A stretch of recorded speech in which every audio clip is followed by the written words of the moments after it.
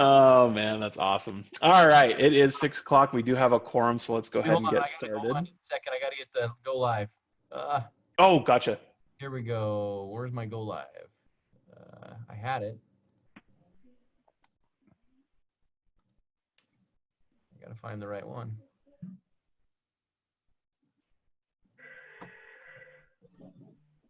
Did it quit on me?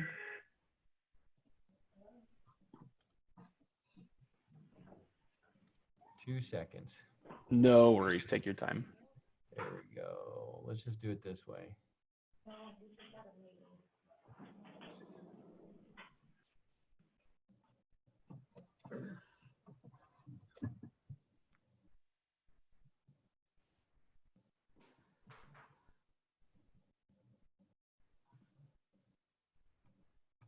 Looks like we're good. Meeting is now streaming live on YouTube. Yep, there we go. Perfect. Okay. Wonderful. Well, Mr. Woods, if you don't mind, let's go ahead and pull up the flag and we'll get started.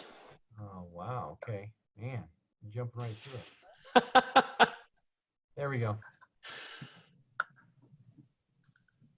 The flag and we'll get started. Okay. Oh, okay. Man, you jumped right through it. Can you see it? All right. Yes. Yes. All right. Let's all pledge of allegiance. I pledge allegiance to the flag of the United States of America and to the republic for which it stands, one nation, under God, indivisible, with liberty and justice for all. And to the republic for which it stands, one nation, under God, indivisible, with liberty and justice for all. Wow. That was Yeah, I'm different. not. Let's see. I'm not sure where the extra audio is coming from, so I'm trying to find that so we can mute it. Is it Craig's YouTube? It probably is. I'm not sure where the extra audio is coming from, so I'm trying to find that so we can mute it. Is it Craig? Somebody's YouTube, yeah. Okay, now try it. Somebody's YouTube, yeah. It's muted and I still hear it. Everybody should be muted right now.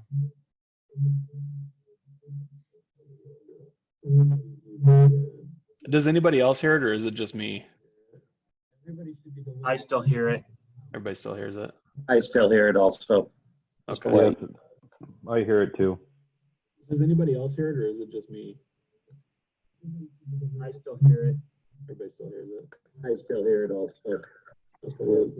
Apologies for those joining on YouTube. We're trying to, that's the first time doing this, so we're trying to kind of sort out some technical issues.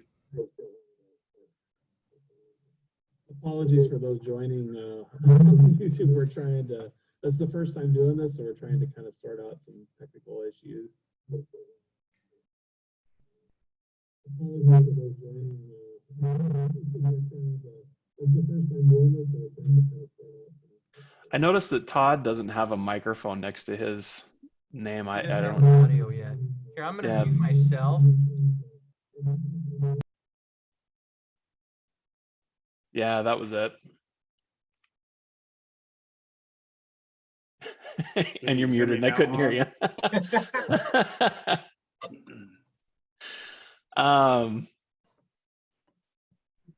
Let's see, that's better. All right, sorry about that, folks. We appreciate everybody joining and taking the time to be here tonight. Thank you very much.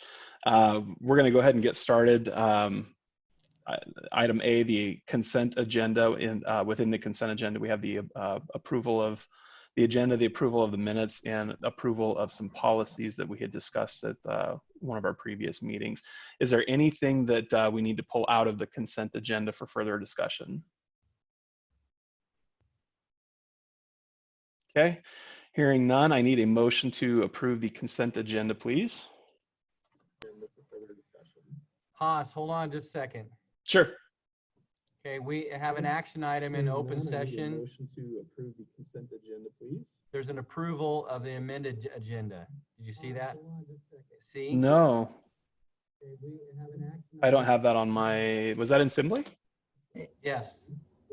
It's right underneath the Pledge of Allegiance. You are right. I did miss that. My apologies. I don't have that on my, was that in Assembly? Okay.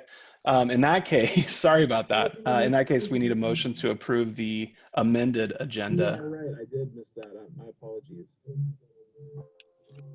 Okay. In that case, sorry about that. In that case, we need a motion. Aaron, make a motion to approve the amended agenda as it reads. Thank you, Mr. Walker. Do we have a second? I will second it. Seconded by Mr. Kimball. Any discussion? Approve the amended agenda. Okay. Due to the nature of tonight's meeting being online, if it's okay, I'd like to go ahead and do a roll call vote for all of our action items tonight, just so that we know that all the votes are present and accounted for. So if it's okay, we have a motion and it's been seconded. Mr. Weeks. Yes. Thank you, sir. Ms. Harris? Yes. Mr. Walker? Yes. And Mr. Kimball? Yes. All right, thank you very much. Next item is the consent agenda. And as I said earlier, kind of listed everything out. Do we need to pull anything out of the consent agenda for further discussion tonight? Okay, at this time I need a motion to approve the consent agenda as presented. Mr. White, I'll make a motion to approve the consent agenda as shown. Thank you, Mr. Kimball. Do we have a second? I'll second. Seconded by Ms. Harris. What? Do you hear an echo? Yeah, when I don't. Okay. Yeah, I hear an echo and I don't know how to fix it.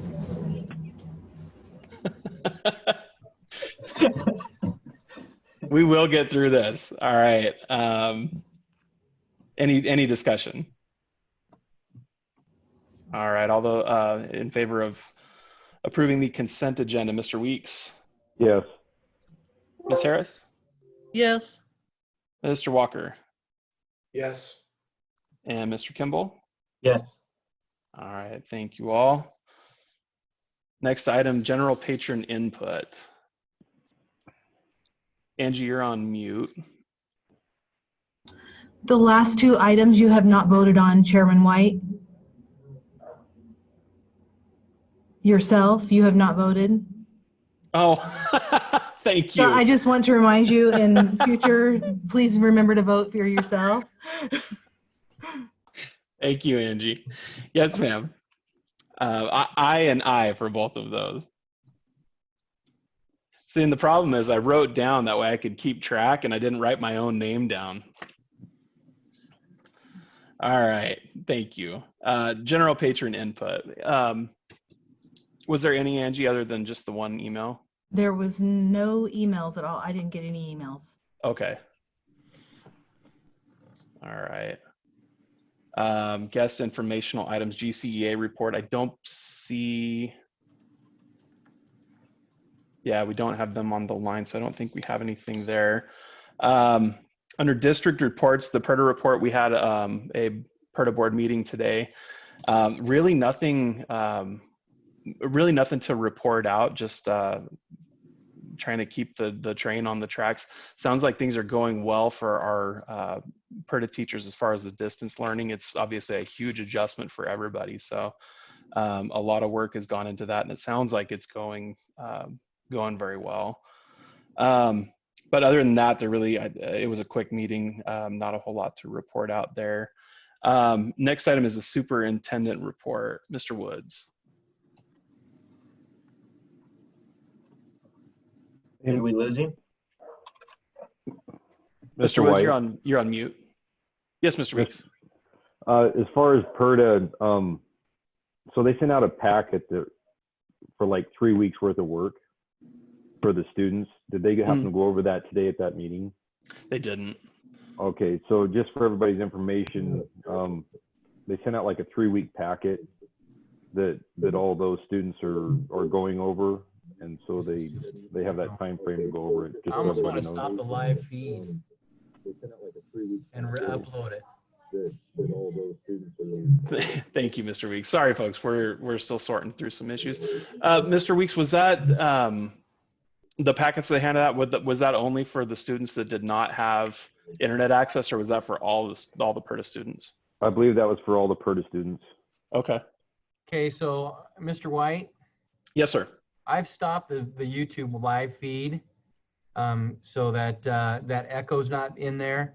We have up to 24 hours to upload the live feed. Okay. You know, so, and we're recording it now, so we can upload it right afterwards. It was just kind of trying to figure out where everybody was at, if you're okay with that. Sure. Yeah, I think that's fine. Can we put something out on social media or whatever, just stating that we were having technical difficulties and that we'll upload it as soon as the board meeting's over? Absolutely. Okay. Yeah, Cool. I think Vicky's well, she was listening to it, but we'll get something out there. Okay, cool. I appreciate that. I just didn't want folks sitting in the dark. Okay, are we good? We ready to move on? I don't even know where we're at. I've been bouncing around. I have no I clue know. where we're at. That's okay. We're actually it's your turn. We're at the superintendent report. Oh, now I have to talk. That's right. I So- pledge allegiance to the flag of the United States of America Who's doing and that? to the republic for which it stands, It's replaying your live feed. indivisible, with a liberty Who's, and justice for all. I have no idea where that Thank you all came very from. much. At this time, we need to go into executive session. So I Do you need have another window open, Craig? to- It sounds like it's coming from. On C and D. I have no idea what this is. Executive session. Under 7.4-2. Sounds like that's from our last meeting because we're going to. Thank you, sir. Do we have a second? Yeah, I Second keep by Ms. hearing Harris. executive Roll call session. vote, Mr. Weeks? Ms. Harris? Hold on. I have no idea. Mr. Walker? What's going on? Aye. All right, we'll run next door. I have no idea. This is the weirdest thing. Is that on your machine, Craig? I wasn't even in it.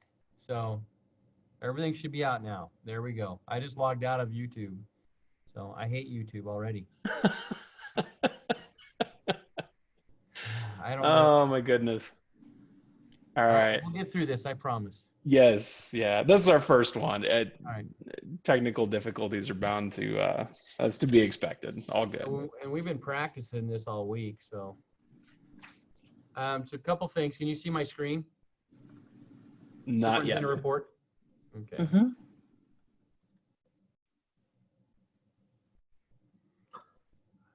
Now can you see the agenda? There it is. Yep. Yep. Okay, so for food service today, April 13th is our first day that we actually ran buses. And if you look at it, we were supposed to, our Carberry bus was served 237 meals. They estimated they were going to serve 300. Shadow Butte was 342. They estimated 400. So total, we had 500 and basically 70, almost 80 that were served on the buses, plus our 450 that we served. So we're very close to 1,000 people that were served a meal today. So big jump up. When it comes to my report, I kind of went back to our March board meeting, and then I'm thinking, wow, we've had 35 days since that meeting. And this is a list of just some of the things that we've gone through, from, the Board of Trustees meeting on Sunday with the admin team with the COVID virus, to starting our or approving the bond language on the 18th, to postponing that again on the 25th. There's, so many things that we've gone through. I just kind of put a list together of just some of the different things we've had. We moved April 13th to distance learning on all pages or all schools. And if you click on that link, it'll open up. And what you see here is our distance learning page. And so as a student, if I'm an Emmett High School student, I can click on the Emmett High School, and all of our principals, admin, and the team of teachers put this together. But if I have Miss Parks' first period, I can click on her page or her link for first period, and there's her work for the day. So each of this is kind of that one-stop shop, because part of the problems we were having were so many emails going out. And so this was the kind of the fix of that. And this all came together basically since last Friday. And then PERDA has theirs. We're just kind of building it up, but that's where we were on that. Other than that, we're still moving forward after the 35 days. We're still moving forward with, well, let's look at our social Facebook post. March 9th, our board meeting, we had 737 students. But the 18th, when we had our child nutrition announcement that we're going to be serving lunches, we went to 10,000. School closure, we had 14,000. I mean, there's a lot, we're reaching a lot of people through our social media. A few things that we're still working on here in the district, which it's open. The district office is getting our administrators and directors of annual evaluations done by the 15th. Cheryl and I are kind of starting that process for budget preparation. We have our June 8th will be our budget hearing. Still talking about that 5th grade transition back to Carberry Elementary starting next year. Junior high alternative school program here for next year. And then we did get a secure entry quote for the Emmett Middle School. And that's just looking at the main doors, the west end doors, and the back doors by the gym. That would be brand new entries with buzz-in locks. And it was right at 70,000. So it's more than we have right now to spend, but we're just trying to get ahead of the game so as we start to build the budget. Any questions about my? I didn't have any questions, but as I was reading through your superintendent report, it's remarkable the amount of work and the amount of things that have happened in the last 35 days. And I want to express my appreciation to you and to the administrative staff and to our teachers and transportation department and food service, the way that everybody has so quickly been able to shift gears and do something that's completely new. It's nothing short of amazing. It's a huge feat. So hats off to everybody for making it happen. Great. Yeah. Anything else for Mr. Woods, King? Yes, Chairman White, I got a question for Superintendent Woods. Have you started to see enrollment numbers change at all, or is that still too early to tell? Well, we really don't know our enrollment numbers because all of our students currently, we've had a few people that I think that have chose not to take part in the distance learning.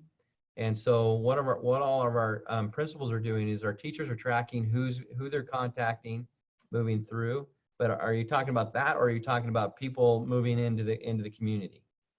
Kind of both. Kind of curious about next year, and then also, I mean, is this distance learning being effective? And sounds like not all people are participating. They aren't all participating, but all of our teachers are tracking. So if they don't show up to a Google Meet, then our teachers are expected to reach out to their parents, reach out to the student themselves, depending on the age. If that's not working, the elementaries are tracking it daily. Then the principals will move in and be a part of the conversation. And then we can also use our SRO to have some house visits if needed, if we have a student that's just refusing to do the work. Okay. Yeah. Thank you. Did we lose Haas? Nope, I'm here. I had to let my dog out. You gotta love working from home. Anything else from Mr. Woods? All right, thank you very much, Craig. Appreciate it. Next on the agenda, budget items, the bills. Mr. Walker. Mr. Chair, I was able to go into the district office today and review the bills. There's 2 bill lists and had no questions regarding the items that were purchased. Everything looks satisfactory, and everything was good, honestly. Of note, one thing I did note there was a lease agreement for some energy efficiency upgrades. I think it was a window project that was, upwards of $40,000. I was told that's something that it's like a 6-month payment for that item.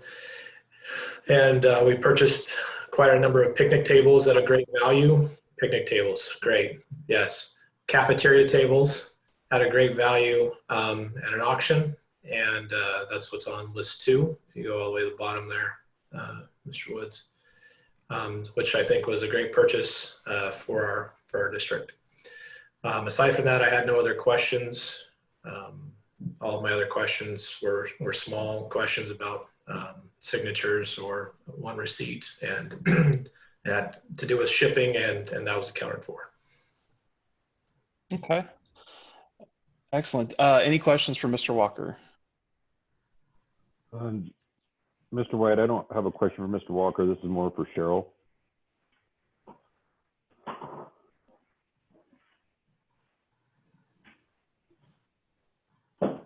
Did you hear that, Haas? Yes, sorry, I was waiting for Cheryl to come off mute. All right. Go ahead. Okay, on the bill list, just remind me, our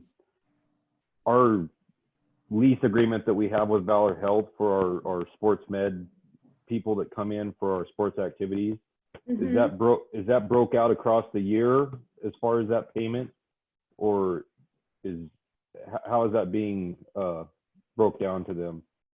I believe it's sent in as the work is done. Each game, they bill us for the games. Okay, so obviously we haven't had any sports activities for 35 days, and I saw that we got charged for that on the bill list. My guess is it probably came in after the last board meeting. And so we're just paying for it now. I didn't look at that particular bill, but I can find out an answer for you and get back to you if you'd like me to.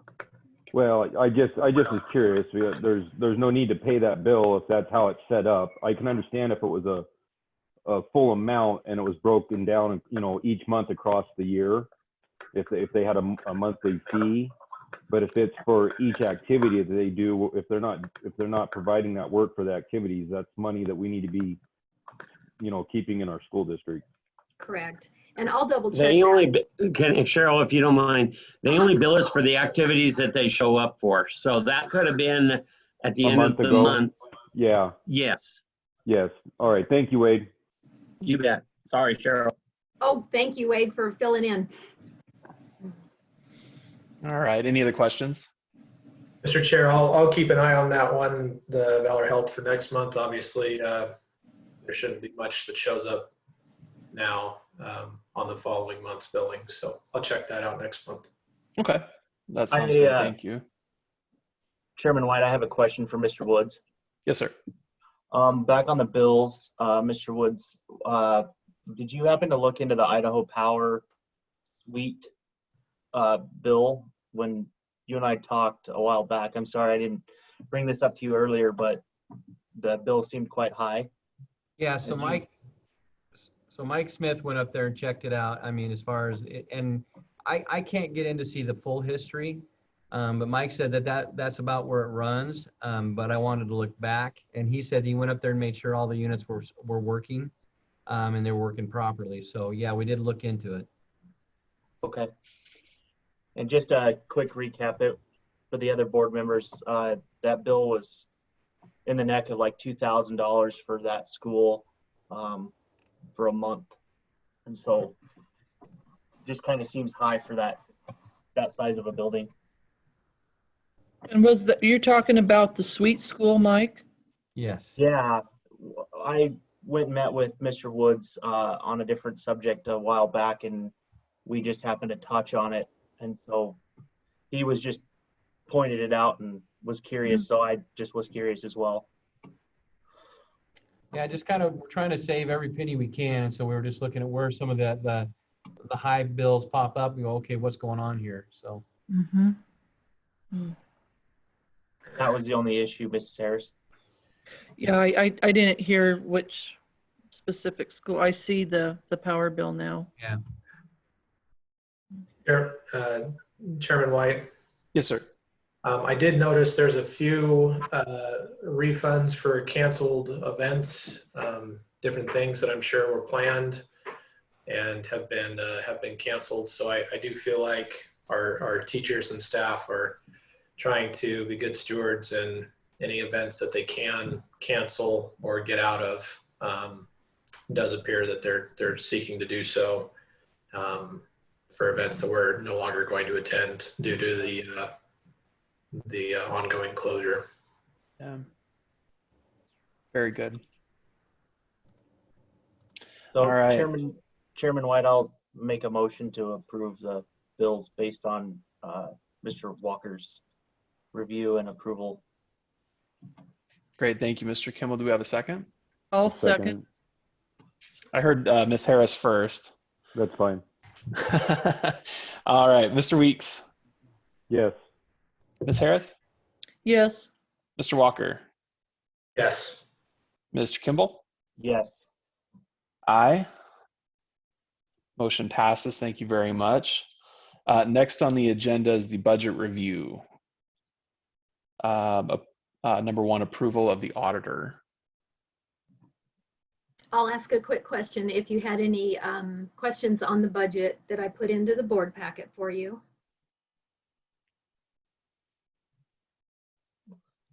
None here. Any other questions, folks?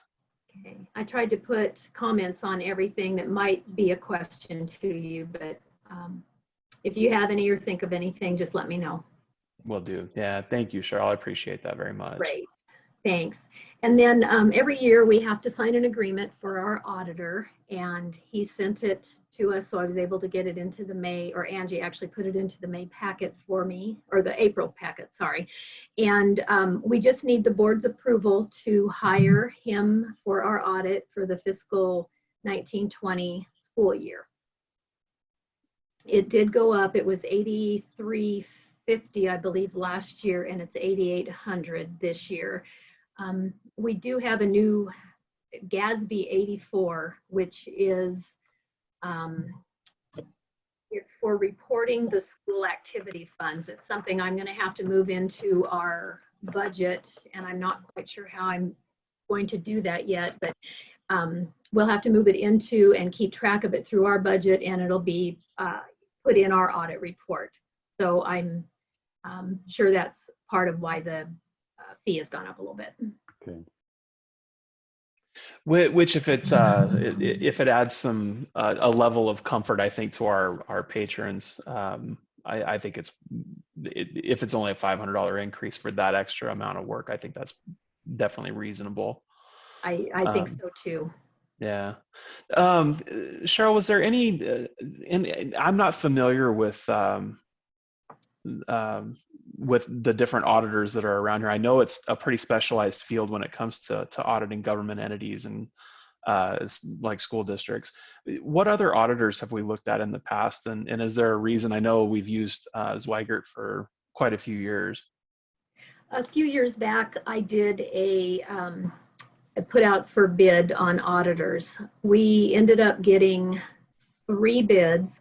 One was from out of state, and they wanted about $10,000 at that time, and that was back when we were paying, I think, around $6,800 for an audit. We did get another one. I think, Craig, I believe it's the auditor you guys use over that way. Do you remember the name of your auditor? Oh boy, put me on the spot. I know, I can't remember off the top of my head. They were a couple of new young guys that were getting into the business for schools. I had them bid, and then we got a bid from Zweigert, and he came up with the best bid. And actually, I think he and the 2 new guys were close, but being that they were so new to the school districts, I felt more comfortable with staying with Zweigert and Company. At that time, it was Bailey and Company. So we have looked. We haven't done it in a while. We've just always been very comfortable with Jared. He does a very thorough audit.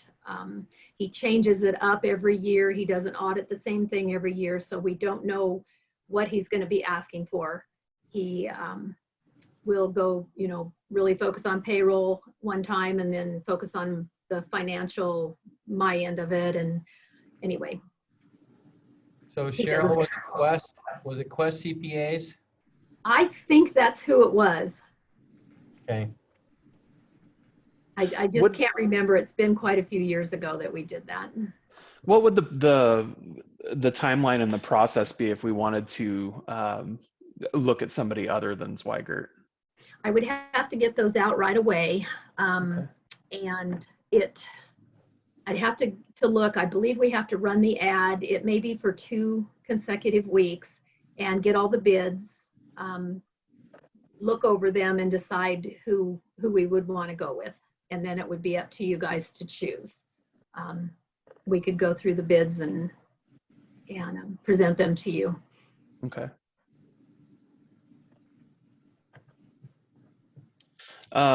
Given the current amount of uncertainty and how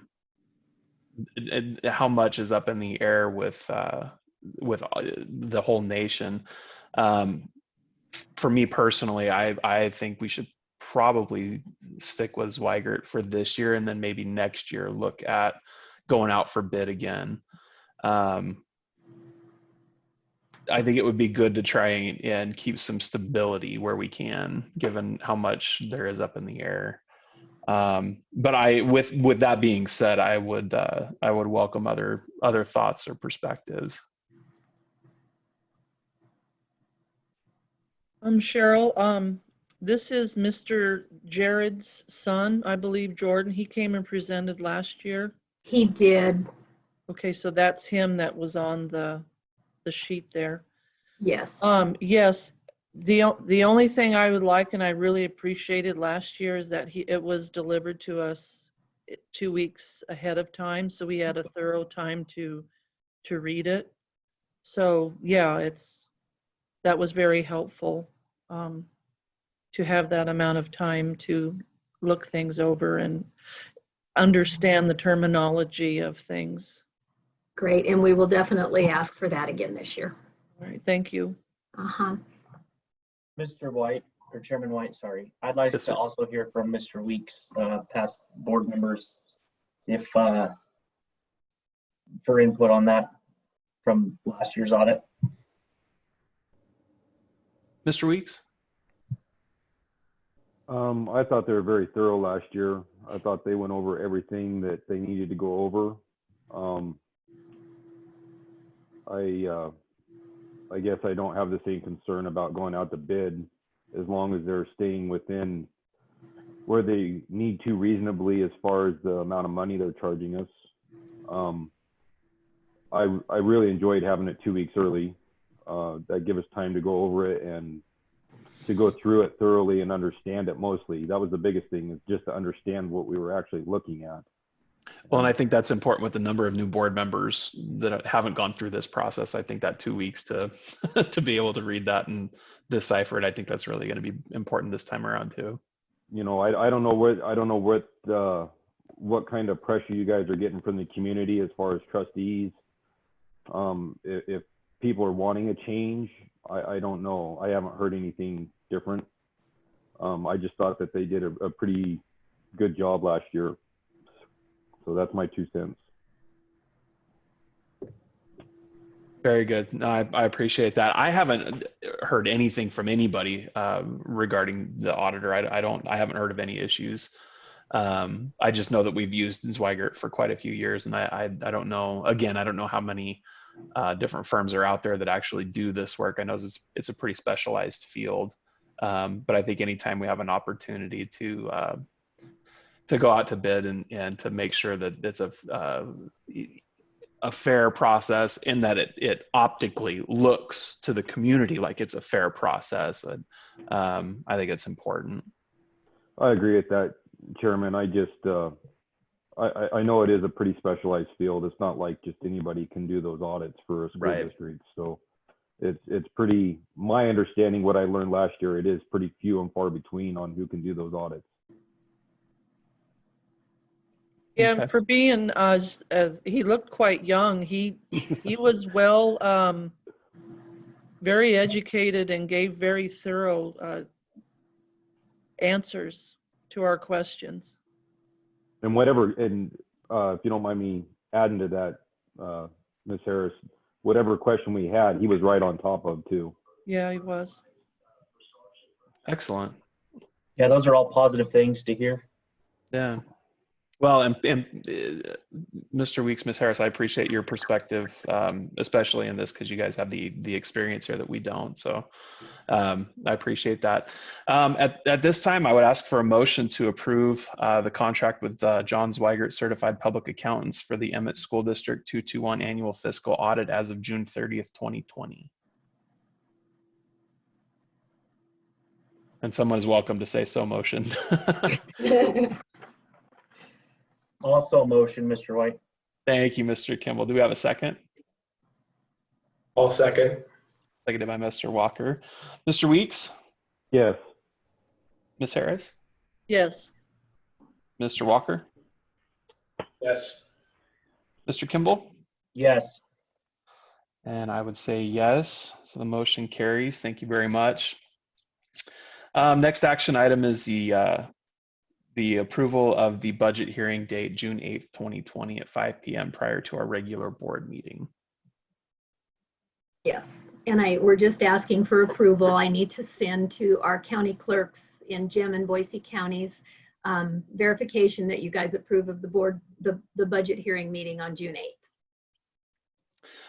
Cheryl, for somebody that's fairly new to all of this, what does the budget hearing consist of? Is it just an opportunity for the public to come in and weigh in? Yes, what we do is we go through and I'll work with Craig on this because he may not want to do it the way I've done it in the past, but we'll work together and we'll just present the budget to the board and then allow the public to have input. We put a spot in there for patron input specifically for the board, or for the budget, excuse me. So you guys have a chance to ask questions as well as the public. Got it. Okay.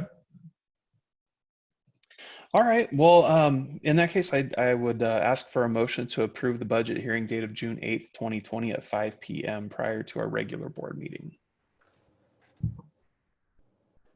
Mr. Chair, I make a motion to approve the budget hearing date. It just disappeared. Can you go back? My fault. No, you're good. To approve the budget hearing date of June 8th, 2020 at 5 p.m. prior to our regular board meeting. Thank you, Mr. Walker. Do we have a second? I'll second. Seconded by Ms. Harris. Any further discussion? Yes, Chairman White, this question is for Mr. Woods and Cheryl. Do we think we'll have the budget enough done to have the hearing, given everything that's going on? No, so. We have no choice, basically. It has to be, there's a budget timeline that we have to follow. Now, whether we have the budget exactly what it's going to be, it may not be, because we may not have all the information by the time we have to build the budget, but we can definitely do an amendment immediately, when we find out any new information. It's going to be a tough one this year. I don't know how much information. I would like, just real quick before we go on to the next thing, I was just going to read you the timeline of what it is for our budget. If you don't mind, I can just go over that real quick. Please. April 13th tonight, we're asking you to approve the budget hearing for June 8th, 2020.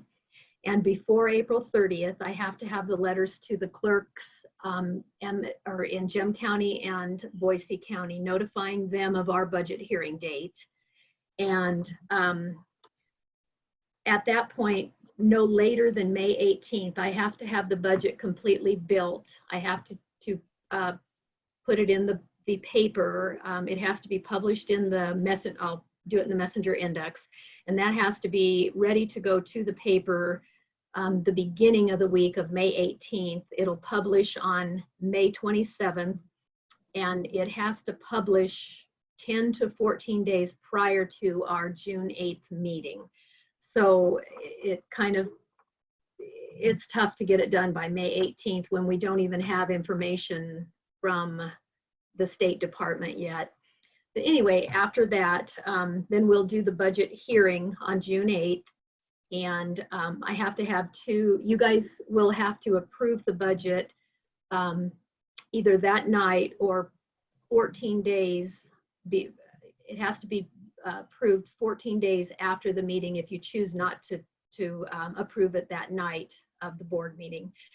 And after that, I have to have it sent to the state 21 days after the budget approval.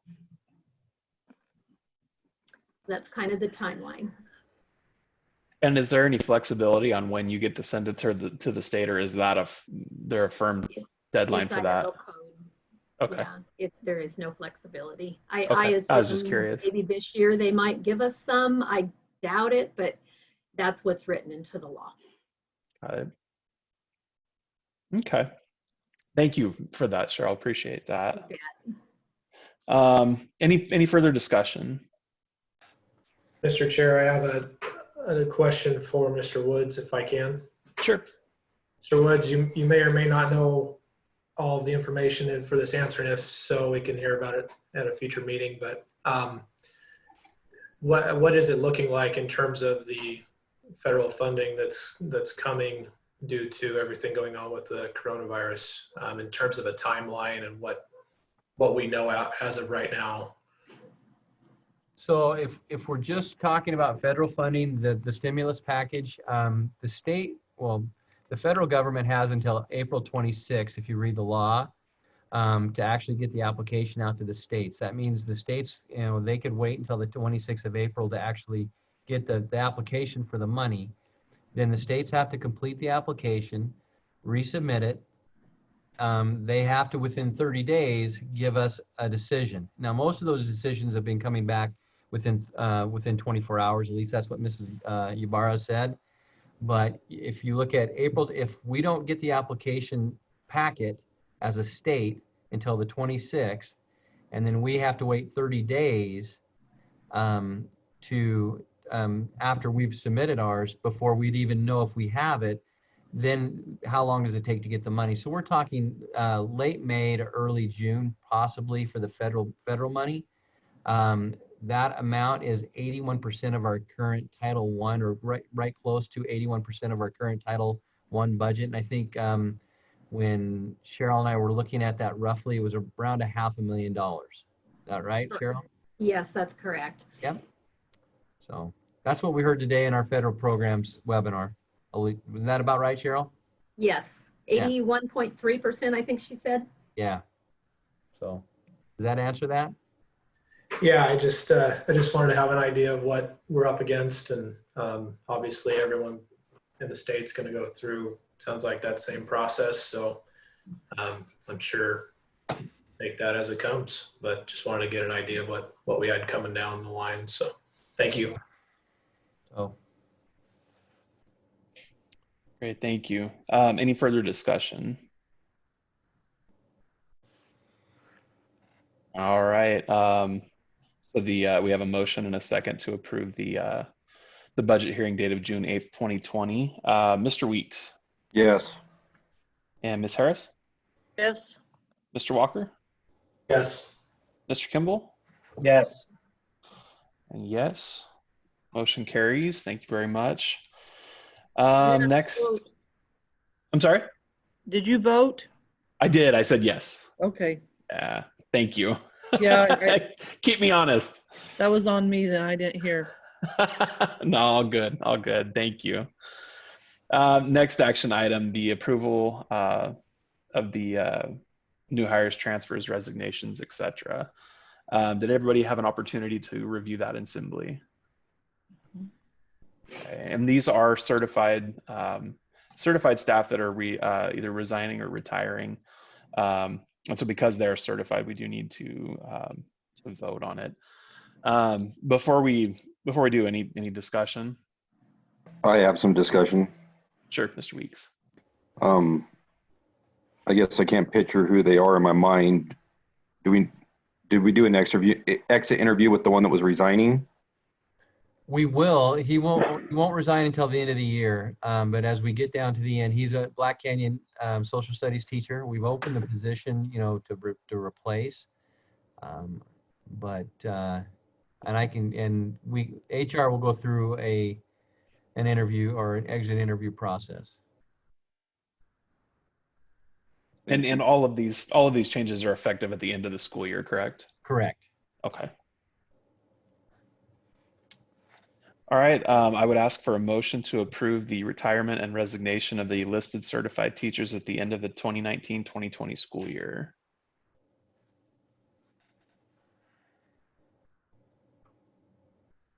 I will so motion. Thank you, Mr. Kimball. Do we have a second? I'll second it. Seconded by Mr. Weeks. Do we have any further discussion? I will make a discussion that I spoke with Mrs. Castle a while back, and I told her that I wouldn't accept her retirement in full disclosure. But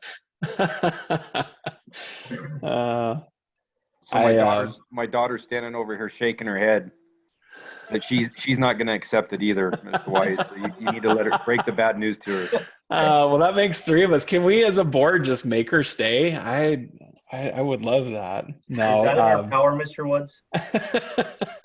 I don't think you have that kind of power. Anybody that has met Mrs. Castle knows that we don't have that kind of power. She taught both of my kiddos, and she's been a blessing to our family. I'm afraid I don't know the other two individuals that are leaving the district, but I know the impact that Mrs. Castle has had on our family, and she'll be tremendously missed. She's been a staple for our district. She was teaching when I was through school, so her years of service are greatly appreciated to our district, and hate to see her go, but I hope she enjoys retirement. Yeah. All right. Any further discussion? All right, Mr. Weeks? Yes. Ms. Harris? Yes. Mr. Walker? Yes. Mr. Kimball? Yes. Yes. Thank you all very much, and congratulations to our retirees, and we will miss you. Next item on the agenda, the extension of the distance learning through May. Mr. Woods, is there anything that you want to add to that, or? There's no new information. We were hoping to get the actual opening, what the guidelines would be today, but the state board does not have the guidelines together. If we were to choose to reopen before the end of the school year, they're hoping to have those at the Thursday state board meeting, which is their regular board meeting. So if there's an update and there's some things that we can use, I know they're waiting for the governor's announcement on Wednesday as well. So again, this may change, but basically it's my recommendation to follow the state board's recommendation of distance learning for the remainder of the school year, and then we can always readdress it if the situation changes. Okay. Would anybody care to make that motion? Mr. Chair, I make a motion to approve the extended emergency distance learning through May. Thank you, Ms. Harris. Do we have a second? I'll second. Seconded by Mr. Walker. Discussion.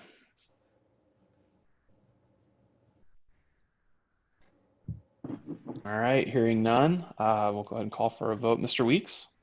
I'm going to vote no until I hear what their recommendations are. Okay. Ms. Harris? Yes. Mr. Walker? Yes. Mr. Kimball? No. And I'm going to say yes. So the motion's it carries 3-2, and since I was kind of the deciding vote, the only reason that I'm saying yes is because we can go back and readdress this at a future date if we need to. I feel it's really important that we provide some as much stability for our community as we can. And I'm reluctant to leave it open-ended. We may go back to school, we may not. So I think it's important that right now we follow the state board's guidelines, and again, we can readdress it once we hear what those that reopening criteria is. We can revisit it. Any other thoughts or anything on that before we move on? Okay. Thank you all very much. Next item on the agenda, permission to use the athletic equipment for the summer of 2020. This is one that we had to split from last board meeting. We had them both under the same action item. It's just a permissions request for the football players to use athletic equipment. The Idaho High School Association requires this when attending camps. And so the dates of the camps, or the sponsored football camp, is July 13th through the 22nd. Thank you, Mr. Woods. On that, do we need to have anything in the motion regarding the whole coronavirus situation? Do we need to include in the motion any kind of contingency in case we're not able to actually have these football camps? I don't think you need it in the motion, because all you're doing is allowing them to use the equipment. It's still up to us whether or not we allow them to have the football camp. And so that would be, and if the governor says we're still not having camp, or we're still in some type of quarantine, then the camp will be canceled. Okay. Okay. I would ask for a motion then to go ahead and approve the use of the high school football equipment during the summer camps. Mr. Chair, I make a motion to approve the use of Emmett High School football equipment during the scheduled summer camps. Thank you, Ms. Harris. Do we have a second? I'll second. Seconded by Mr. Kimball. Thank you. Any discussion? Mr. Chair, just a side note or tangent. When is the track project, the resurfacing of the track, when is that? I can't recall. When is that scheduled to take place? Does anyone remember? I don't remember. So the track was scheduled to take place, or the resurfacing was going to start after the state track meet, but the track doctor, who is the winning bid on that, is just waiting for the state. If the Idaho High School Association cancels spring sports, which they haven't made that decision, and they won't until the governor's decree, I guess it is. I think this Thursday's when's their next meeting. And if that cancels, then I think they're going to move ahead quicker. So they'll start as soon as we give them the okay. I think they're ready to move in. That's what Mike and I have been talking about. So. Thank you, Mr. Woods. I was curious to see where we were with that with regard to everything else going on. So. And I think where you were going with that, Ross, is the overlap between the work on the track and the football summer camp. Is that how you got down that rabbit trail? Yeah, that's how I went down. Okay. I figured that's probably what it was. Just to clarify for everybody in case they weren't sure. Okay, great. Any other discussion? Chairman White. Yes, sir. For that concern, in years past, they haven't even used the football stadium. Thank you, sir. A little louder when you're over there, just so the mics that are on the thing is what people on the video. Those were the, okay. I'm not sure what I'm hearing. Okay. Mr. Chair, I'd like to make a motion to come out of executive session. Thank you, sir. Do we have a second? We've got a past board meeting playing again. All right. First item on the agenda, disclosure of a potential violation of open meeting Holy, law. that's not me though. Mr. Woods, you want to talk through that, or you want me to? Hold on. I don't even know what happened. I haven't touched anything. Okay. Sure. Okay. So we had an emergency meeting on Sunday. As you all know, we're here. Sunday morning, we received information that the governor had a call. Somebody's got something talking about potential school closures and how that might affect us. And so we came together and had an emergency meeting on Sunday. The Idaho Code for special meetings states that we need to give 24 hours notice before having a special meeting, and we did not do that. We did give it as much I don't know where that's notice as coming we from. had, It's not my computer. but it wasn't 24 hours. The Idaho Code states that an emergency. I don't know. It looks like it's coming, like your mic's moving. It looks like it's coming from yours. The way the code is worded. Yeah, it's yours. Weird.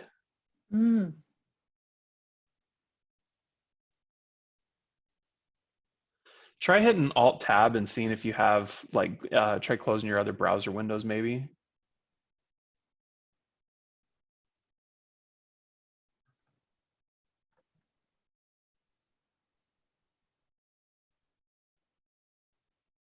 And if you're ready for us to move on, Craig, just give me a nod. Otherwise, we'll just wait.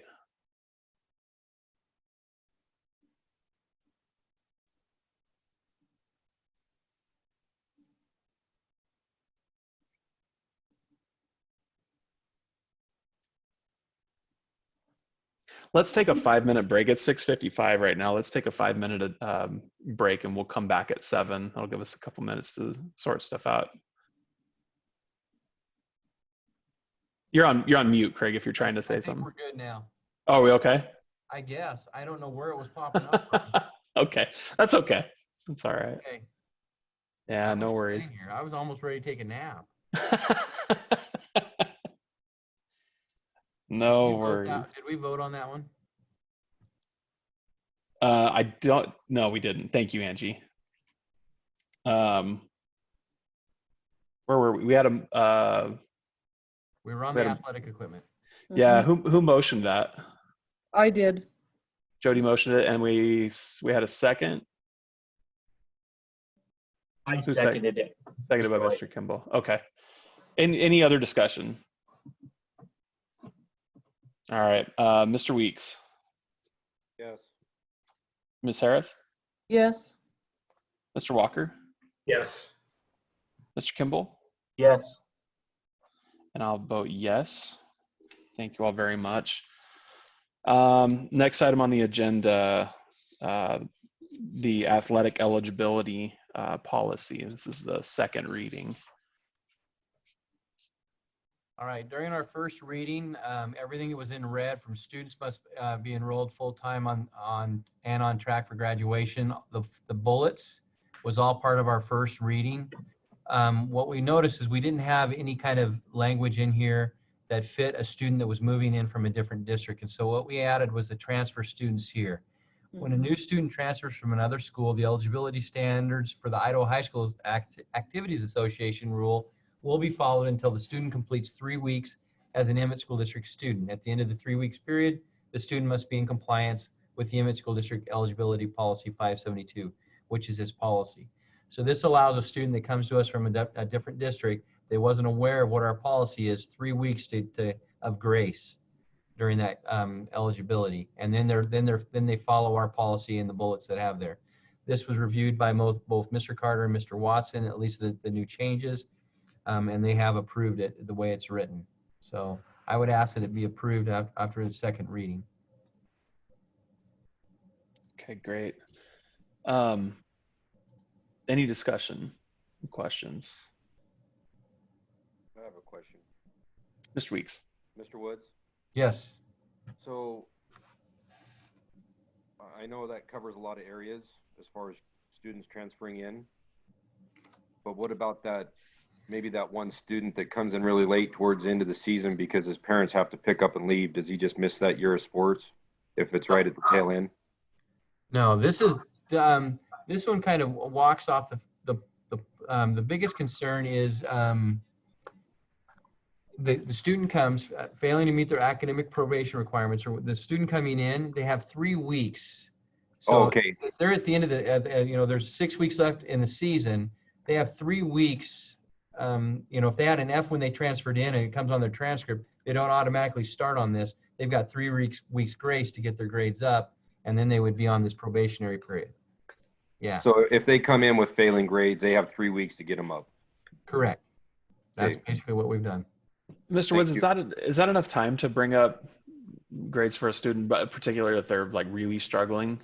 Is that enough time to get their grades up so that they can play, or is that Well, all adequate? this 3 weeks? does, it gives them a 3-week grace period, and then they would fall into this probationary all the probationary guidelines. And it depends on, you can't make a policy that fits every single student. This just gives them Sure. that opportunity. And if you have somebody that's coming in with 5 Fs, probably athletics is not the most important thing for them to be working on at that point. Very true. If they've got an F and they just were struggling in a class, they have an opportunity to get that grade up. without being punished. Got it. Okay. Any other thoughts or questions?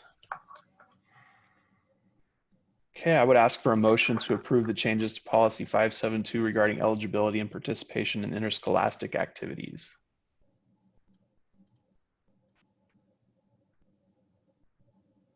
I'll make a motion, Mr. Chair, to Thank you, sir.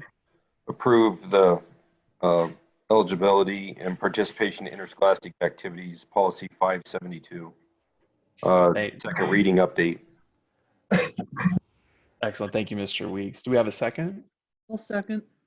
Seconded by Ms. Harris. Any further discussion? All right.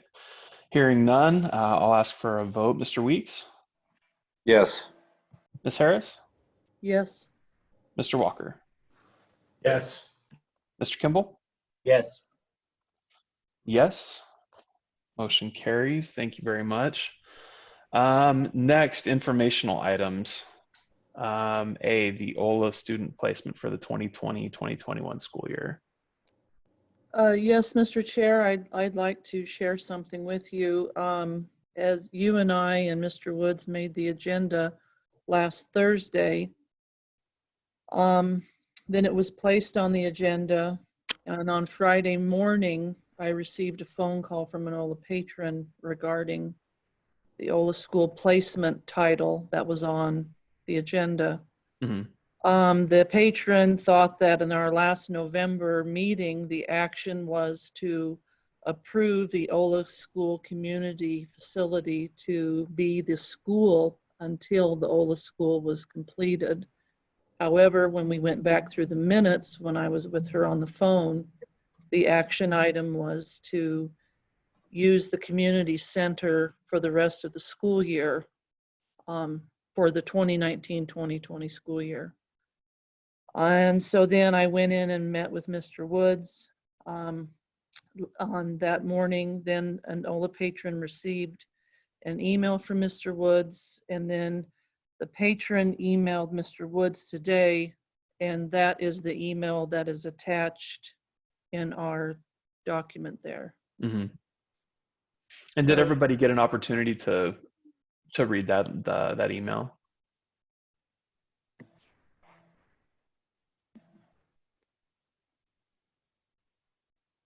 Okay. And Ms. Harris, I don't, maybe you can clarify when Ms. Miller was talking about the grants, the grant that the large grant that they're looking at closes on May 1, but the $30,000 grant, or that she was asked to apply for $30,000 with 2 additional grants. Those are in addition to the one that's already there that's going to be closing on May 1. Correct. Okay. Correct. With that, within the email there, I know it opened in March, it's closed in May, and then they will know sometime by the June meeting, I would guess, because in May they'll have time to their panel of however many people are on the panel of the grant folks, then they can narrow down, and how many people put in for that specific grant, then they could determine how much each group got, or however they do their system. So then I would say, this is me talking, probably in June they will know how much they are going to receive, if they do receive anything, in June. And then that within the letter here, it states that there should be a check in July or August. Okay. And on top of that, there's another couple of grants that is described within the email that Ms. Miller sent. Which is fantastic. I'm very impressed with the amount of grant writing that's been going on, and I sincerely hope that it's well rewarded. It's certainly well deserved. For the 2020-21 school year, Mr. Woods, we've got some time before we have to make a decision on that, correct? Where we have the students in that school year. Correct. The only reason I put it on the agenda as an informational item so that we could start the discussion of what would be some of the possibilities. Just because if we've delayed the bond, which was going to be how we were going to pay for this, did we want, again, it's a board decision. Do you want to continue on with the students in the community center and or move them to Sweet would be to the other, probably the next alternative. It doesn't have, that decision doesn't have to be made and actually can't be made tonight. It's just more of a discussion time tonight. So yeah. My personal view on it, I'm tremendously appreciative of the community allowing us to use the community center for this school year, but it is a temporary situation. I do think these kids need to be in a school building, and obviously we're not going to be able to have them back in their own school for the 2020-2021 school year, given the amount of work that has to be done. With all that's up in the air too, with as far as delaying the bond and the grant, I would like to be able to wait to give up for us as a board to be able to make a firm decision on that until we know what the status is of that grant, because it would be great to word our motion in such a way that it would provide some assurances to the Ola community that we would have kids back up there as soon as we were able to. But I for me personally, I think for the 2020-2021 school year, our best move would be to have them attend school in Sweet.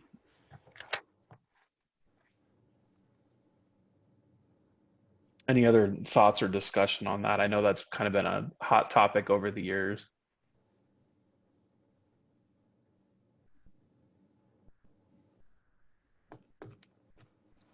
Okay. All right. Next on the agenda, approval or denial of new hires. And I guess for us, it's not an approval or a denial so much as just information for the changes of job status for classified staff. yes, yeah, we just have 2 classified employees, one that is retiring at the end of the school year in food service at the middle school or the high school, and then I believe it's Lene Atkins from the special ed aide has resigned effective March 20th from the middle school. And then we also have the new hire for the high school custodian. She replaces Linda Spears. It's Yanisha. I don't even want to try the last name, Rodriguez. I would butcher it. That's okay. That's okay. I would like to say congratulations to Ms. Cannon. She actually did the catering at my wife and I's wedding, gosh, 16 years ago now. Wow. Yeah, she's been, she's wonderful. So I'm very excited for her and her family. Yeah, she's been a real blessing to the school district. All right, next item on the agenda, the Butteview Complex Elementary discussion. So in our last board meeting, the board had an action item to continue with the idea of moving our 5th grade from Carberry to back in from the middle school into Carberry. And so what we've been looking at is the decisions of what we can do with Butteview to help alleviate the class sizes there at Carberry. Currently, we have 5 rooms that could be converted back into the classrooms in the 2021 school year. That would not touch our speech and OT rooms and our preschool rooms, but we would move tech to our Emmett Middle School. The boardroom and training rooms could be utilized to make it up to 7 rooms within that Butteview wing. We looked at and we have received bids on the north entry with attendance area and buzz-in entry to the hall, secure down the north hallways at $42,000. New fencing along the north wing, creating a secure playground north of the building would at a cost of $15,000. New playground estimated at $30,000. Library upgrades, smart board upgrades, estimated cost $5,000 per room. If we did all 7 rooms, would be $35,000. And then if we were going to extend the asphalt, it would be an optional. It'd be approximately $35,000. So I kind of put this together as just so you could see what we're looking at. Number 1, 2, 3, and 4 would be the 1, 2, and 4 are the tech rooms. 3 is what we have for 21st century. 5 is a room that we use for, it's kind of a play area for our preschool. So those are the first 5 rooms that I'd be looking at. I'm not saying we wouldn't move. We want to keep our preschool classrooms here just because they're across from the restrooms, and that makes sense. We could move speech and OT down into these 2 rooms, 6 and 7, which is our boardroom and our training room, which then we would have all of our classrooms right here, but those are our 2 optional training rooms we currently have. This would be the main entrance if we were going to make this into a primary, with a second set of doors here that would be the buzz-in. This office, a wall would be moved across, and this would be our attendance area with that buzz-in into this area. To help secure this half of the building, or at least we would put a hallway with a door across this hall and a door across this hall, which gives us basic access down this wing specifically. Students would still have to be walked in, you know, depending on the age, to the lunchroom and back. But that would give us that access there. Another look at it would be to go here, just so you can see what we're looking at. So that primary wing would be here. The fencing is this dotted line, and I'm back to this fencing. So this would be the secure primary playground. This filled-in area here would be your asphalt. We would add additional asphalt here. That way you could have tetherball, foursquare, hopscotch, those types of things. Where our current playground is right here, we want to upgrade that for a primary school. That would be if you left Black Canyon High School on this other wing, they would have this other area which they typically use the basketball courts and this portion of the field. So you would have them completely isolated with a 6-foot fence here for your elementary and preschool on this side. Your buses come in, they stop in front for the during alternative school drop off, but the buses would drop off right here with the entry right there. Parent drop off would be right here for the entry as well. So drop off and pickups would still be separated out. The only 2 things that they would share would be the lunchroom area in this first, just to look at where we're at. So any questions so far? No, I appreciate you bringing up the visual of that, because I mean, based on the layout that you've shown, it looks like there's a good deal of separation. Yeah, it looks like there's a good deal of separation between Black Canyon High School and the elementary kids.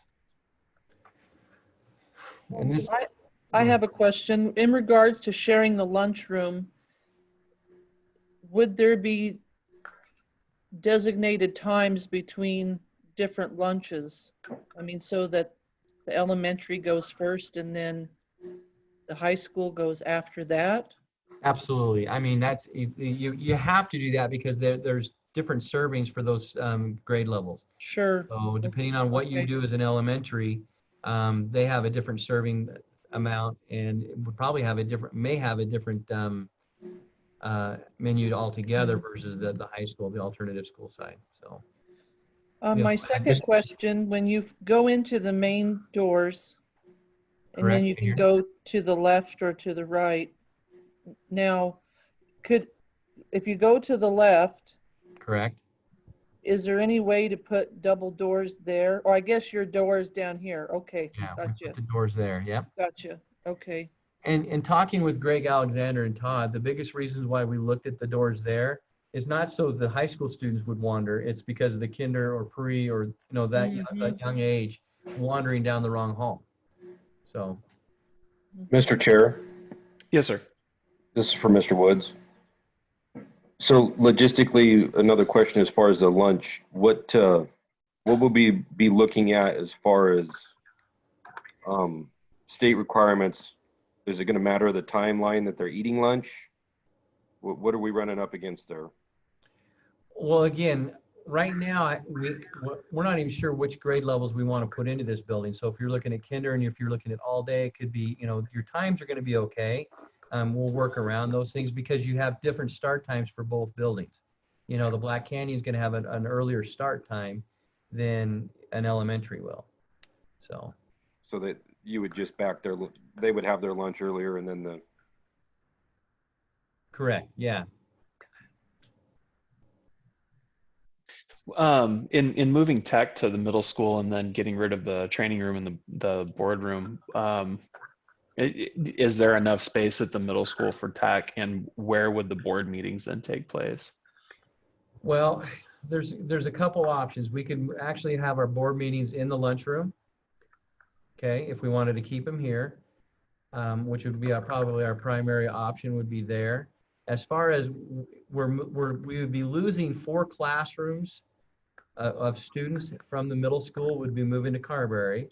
So that opens up, you know, 4 classrooms in the middle school plus an alternative school, which would be an additional 1 to 2 classrooms is what we've looked at. And so on the back side of the tech building, or not the back side of the tech, but the back side of the middle school, there's 2 classrooms that were, those teachers would be moved into the building.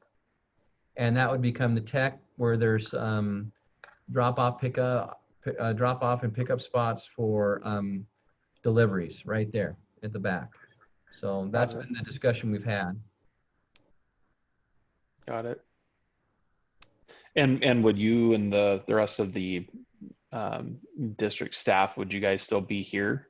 We'd be here, and it depends on how, at this point, we'd still be here at this time. Okay. But that means we only have 7 classrooms available. If we wanted to go K-5 altogether, then we'd have to push the district staff out. I don't know where we'd go at that point. We'd have to make a decision at that point. Well, how big is your trailer that you're going to bring over to the parking lot? Not big enough for all the staff, but I can hang out there. Gotcha. All right. Mr. White? Yes, sir. Mr. Alexander had a question. Is there a way we can turn the mic to him so he can ask that question? He should be able to turn on his mic. Yeah, I was just asking, we didn't have any red lines on the map for gates at the front. That's all, by the parking lot. I didn't put the gates here. Currently, this, I can't remember what they're called. They're actually not gates. They're walkthroughs. Yep. And those are not conducive to our preschool program. And so new gates would be put on in both of those spots. And I think there's one over there where they can just walk through. Yeah, and that's just because kids like to run. Yep. That's what those preschool teachers asked, to make sure, that it would be blocked off. So when their kids do come out, that's one of the reasons why they like that room in the building, is because when they can contain the kids, when they go outside, they get nervous about them trying to get out. Right. And that's part of the bid for those is new gates along there so that they can't get in and out that way. So, yep, good question. Well, Mr. Woods, I've got a question for you as well on that. If we made this move, would that Mr. Alexander be in command of this one, or do we have to add another principal staff? Well, it depends on how big we want to grow. Right now, I don't have the plan for Mr. Alexander to be over that. But it all depends on how, if you're going to put 6 classes in here, there's a lot of options that you can use that wouldn't have to be Mr. Alexander. So, but well, Mr. Adams said he didn't have enough to do, so we could always make him do it. Correct. I was thinking Mr. Carter. Or that would be great.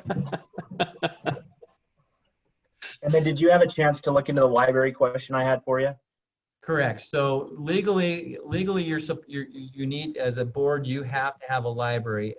Amy White has said a mobile library because she goes, think about virtual schools.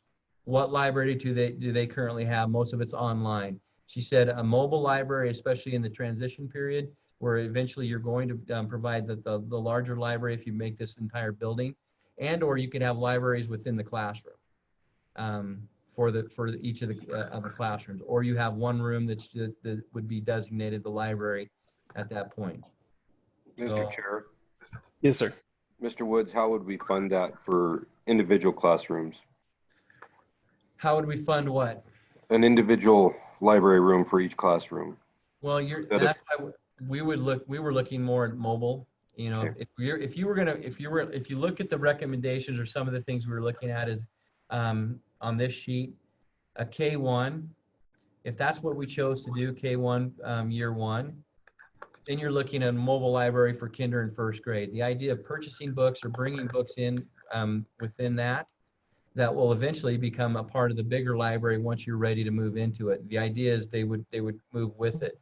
The same thing would happen if you just had kinder or if you had K through 2 in year one. All of these you would just purchase those These books combined. and then you'd move them into it. Yes. Okay. Yeah. Any other questions or discussion on that? Mr. Chair, I'd love to hear from Mr. Kimball, since he wasn't part of our discussion when we voted on this during that last meeting. Mr. Kimball? I'm sorry, I didn't get all of his question that he was asking me. Sorry, Trustee Kimball, since you were not present when we had the discussion regarding this this vote during our last meeting, I was hoping to hear your thoughts on the overall move using that the Butte complex for the younger students with Black Canyon High School also being present in that building. Yeah, so I support it. I think there's a lot of logistics and everything that we've got to work through, but given our spacing and needs and demands, I see that the Butte complex is a sound building that we should be trying to capitalize as much as we can on. And then it also shows our taxpayers that, you know, we're trying to work with everything we've got. And I think it's a need that we need to make happen. There's going to be some that are for it, some that are against it. I think we just got to work through it. Thank you, Mr. Kimball. Any further discussion on that? I would like to say something in regards to this, that I was asked when I was down at the high school honking the horn for the lights for the kids, that half of the kindergarten classes would stay at Carberry, half would go to Butteview, half the first grade will go to Carberry, and half of the first graders classrooms would go to Butteview. And I thought, I haven't heard that one. So I just think that, I know that everything is going to be communicated, but the K and the first grade will be at Butteview. Is that correct? So Jody, no decision has been made. So we're looking at each one of these as one of our options, and you will make a decision as a board. We're going to come back with a recommendation. It says yes, K1 in year one, or we're going to say just kindergarten. And if we redraw the lines, it'll show the size, or it'll create the growth that we'll have at Butteview. So these are just some of the options that we were looking at. K2 in the year one, K2 completely. So that would be all of K2 coming out of Carberry and just having Carberry be a 3-5. K5 originally, just kind of a small K5 right off the bat. And I think Mr. Alexander put the last one down there, other dies. What about opening Butteview as a K3 with 1 kindergarten or 2 sections first, and so on and so forth. So this is just our brainstorm of what we're at, because we haven't made a decision. We just want, you talked about, well, and we're moving forward with trying to move 5th grade out of the middle school for next year, because we still have to be on target with what is our long-term goals of our district. This is kind of what we're thinking. If we do not have a bond, we do not have a different place for Black Canyon to go, here's what we can do with at least half of our Butteview facilities currently at a fairly inexpensive cost. I mean, and I know you look at $100,000 or $130,000 as not being fairly inexpensive, but when you would earmark $400,000 for that project, we're not even half what the project was going to be. Okay, I think her concern was that she was worried that her team was going to be split up between the two schools. That's what. Her team of students? No, Or- her team of teachers. So Oh, let's say there's 6 classes of first grade and they're divided 3 and 3 at the 2 different schools. And I told her, we're going to be discussing it at the board meeting. Nothing's been decided yet. And I think everyone is getting a little jumpy and, yeah. you know, they don't want to be split up and don't like change, even though sometimes we have to do it. But I think that was just her concern that. Is Greg and Todd, either one on? Because they kind of, they've been kind of running this one, Todd specifically. Yeah, I'm here. What have you heard anything from your teachers' concerns, or as far as moving some to the middle school or the View? Not anything of concern. They've talked about just asking some things on the timeline. I've heard some rumor mill coming out of I think more Carberry, just because I think Carberry is going to be more affected, but nothing that's come directly to me. We've had some discussion. I think the biggest discussion in the meetings that we've had have been really talking a little bit more about what are going to be the grade levels housed in. Is it going to be a K2, a pre-K2, a 3 through 5, or a pre-K all the way through 5? That's been more of what I've heard. I don't know if Greg's heard something different. So I'm here too, and I've heard just from a couple of people, some that have been around since Butteview had closed up and they left and came to Carberry, and so some people like the concept of having mixed grades, having K2 at one building and then 3-5 over at mine. But from what I saw at the state, while it's having more teachers per grade is beneficial, having kids in the same building, having that relationship, consistently through everybody knowing them, actually seems to be what I saw when I went to the state, going around to the schools, better situations for kids. So I do know there's a couple of first grade teachers that are concerned about the team getting split up, but at the same time, there's a benefit of opening with 2 first grades, or in that sense of 2 first grades, and having that small school environment for a little while as it potentially grows. But it can be a community school like Craig's talked about. So I have heard of it, and I did put in there that potential of having a grade, one of the second graders coming off of my building, because I have 5 sections now. And I need, be nice to be down to 4, because then the teachers have the ability during specials, then they can do planning during the day, and an instructional coach can get around to all of those times of meeting.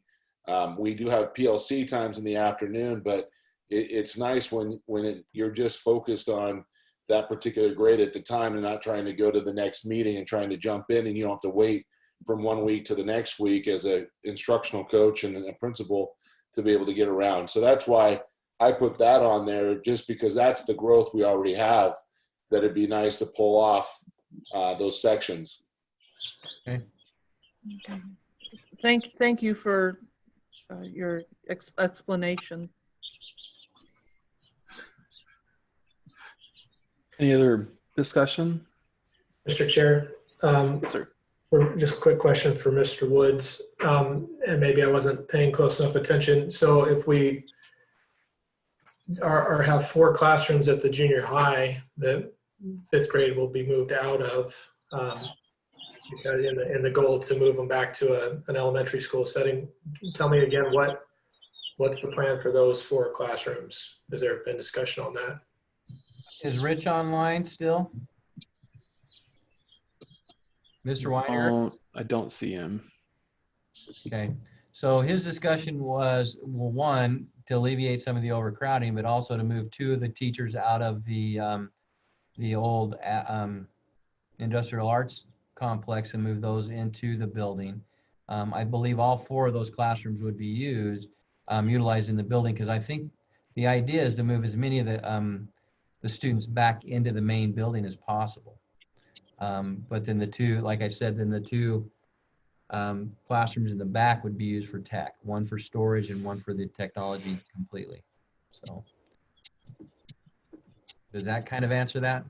Yeah, I was just curious if there's concerns in the community about, which I have heard concerns still about Black Canyon High School and the elementary sharing a building.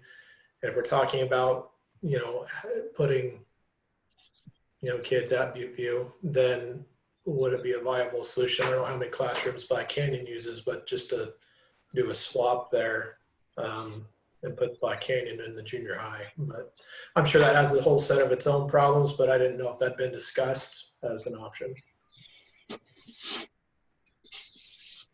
It wasn't discussed as far as putting the Black Canyon kids at the junior high, but currently Black Canyon has 9 classrooms that they utilize here. If you add 2 junior high classrooms, you'd be setting at 11. And then the issue becomes, the discussion we had was, do you move 5th grade into this building? Because now you've got high school students that, again, with 5th graders, if you were to put the alternative school program at the junior high, you would have 9th graders that are in an alternative school program with 8th graders in the same building. So that. Yeah, and I wouldn't advocate that at all. What I was saying is if it was if Butteview returned to be just an elementary school and Black Canyon High School was able, I didn't know how many classrooms they're utilizing. Was able to fit in those 4 classrooms at the junior high on a staggered schedule with the rest of the junior high, maybe that would work out. That was my only thought. Mr. Walker, I understand completely the concern, but I also know that where I've seen alternative school students and or high school students around kinder and 1st grade level students, there's little to no interaction between the 2. Probably one of the safer environments, and probably an opportunity for some really good kids to work with some preschool and pre-K or K3 kids. I think it could be a great opportunity for some kids. And it would be the same thing as if they were at the regular high school, And I would like it to be on the record that I'm not making any kind of a stereotypical statement about the students at Black Canyon at all. I'm just referring to conversations that I've heard from individuals regarding that discussion. That was all. Yeah. Okay. Thank you, Mr. Walker. Anything else before we move on? All right, thank you, everyone. Next item on the agenda, the Black Canyon High School alternative graduation. So Black Canyon, I asked Mr. Joyner for some information. I don't believe he's online, Mr. Joyner. I can't see him because I just share my screen. I believe so. Do you see Mr. Joyner? Yes. There we go. Mr. Joyner, can you hear us? Today. Oh, he doesn't have audio, he said. Oh, so they had a leadership meeting today, but it was late this afternoon after school. And so I don't know what their alternative school, their graduation plan is. But I just know that it's been a hot topic in the community is what are we going to do for our graduation? And so I asked them to have it give us an update. As we get it, we'll send it out to the community and send it out to the Board of Trustees. So I suggest we probably maybe move on to the IMIT and let Mr. Carter talk. Okay, sure. Real quick, Mr. Joyner. So hopefully everybody can hear me. Oh, sorry, one second, Wade. Mr. Joyner just put in the chat that they were still working on their plan at this point. So okay. nothing defined at this point. Okay. Sorry, go ahead, Wade.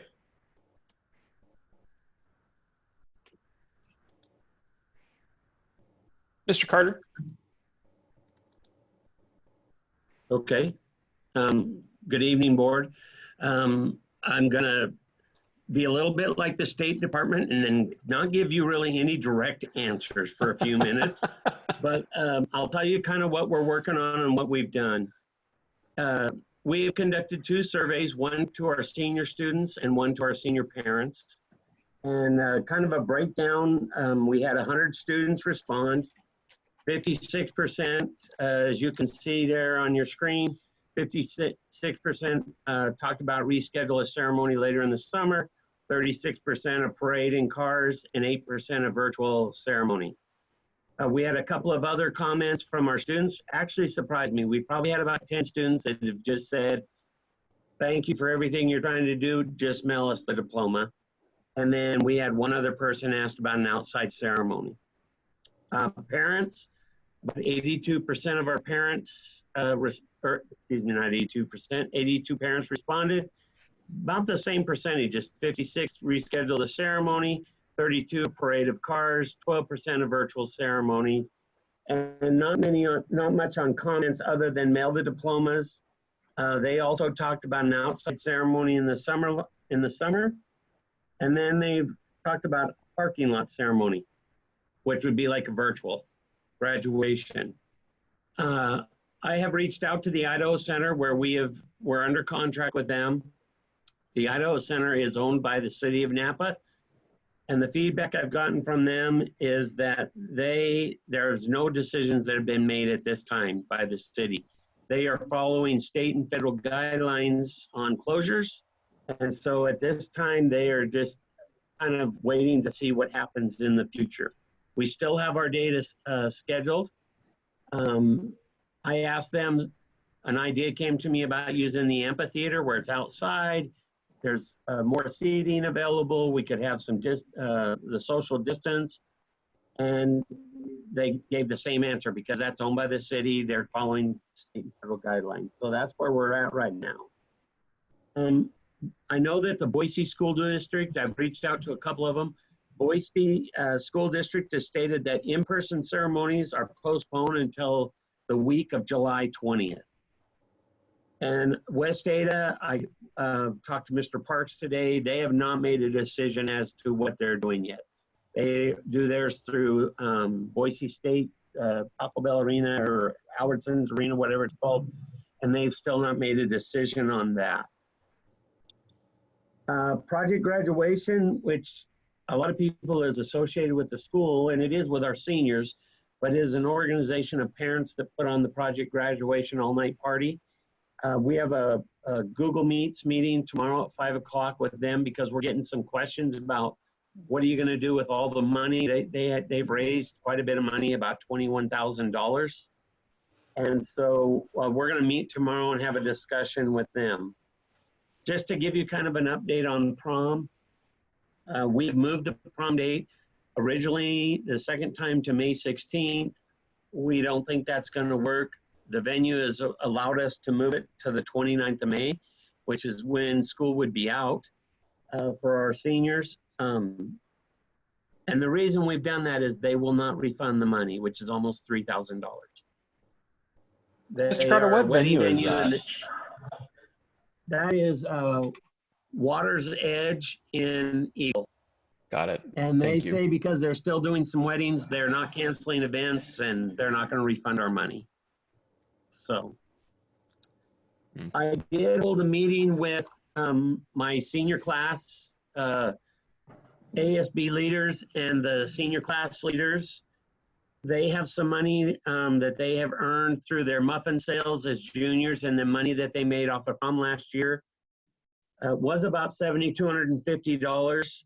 They have voted as a senior group to buy signs that will go into the yards that specify congratulations to our graduate. It would go into every senior's yard for 2020. And so their account is down to about $5,100. With that, I've talked to them about possibly helping our juniors. If we lose the $3,000 for prom, would they split that cost? And they have they are going to reach out, talk to more of their members, but they thought that they would be supportive to help the juniors with that because that's money that the juniors have lost. if we're not able to hold that. They also talked to me about a class donation to the building of a covered patio area for our outdoor tables, using the rest of their money for some of that. But we're also taking feedbacks and so forth on that. One other thing that we've been asked about is pay to play in sports. And what we've talked about doing is, once we know for sure that the state is, if the state cancels the rest of the athletic seasons, we will send a letter out to everybody that's done their pay to play. If they would like to carry it over to next year and use it as a credit, we'll allow them to do that. If they want the money refunded to them, we'll issue a check back to them, which we would have to do for our seniors anyway. But those are some of the options that we're working on. Is there any questions from the board? Mr. Chair. Yes, sir. Mr. Carter, on the venues, I know it's probably going to get the same result, same answer, but as far as prom, would they be willing to put that $3,000 towards the prom next year if we couldn't utilize it this year?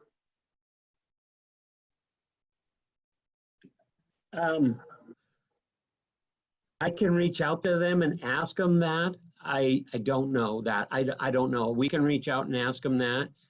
Usually how that works is our incoming juniors start the year, and that's the first thing they do is they go out and look at different venues and so forth. So we would have to change that portion a little bit if they were willing to do that, and see if our juniors would be receptive to, our incoming juniors would be receptive to doing that. Yeah. I just thought it might be an option better than losing the $3,000. Yeah. Yeah, I'll be honest, I was a little disappointed in the venue. I thought they would work with us a little more, considering the situation. Correct. Thank you. Any other questions You're for welcome. Mr. Carter? Mr. Chair, I just want to tell Mr. Carter, thank you for putting this together and having a detailed thing for us. It helps.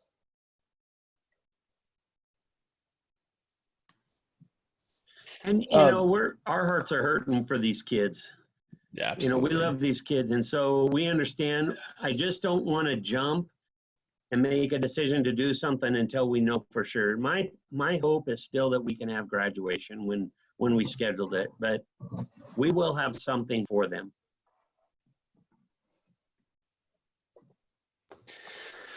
Yeah, I agree completely. It's heartbreaking. And it's tough to know what to do. You know, in looking at the survey results, you know, a lot of folks wanted to postpone it, which I totally get. But on the flip side, there's risk in doing that because maybe we schedule it, you know, first part of August and then we still can't hold it. And then there's nothing we can do at that point.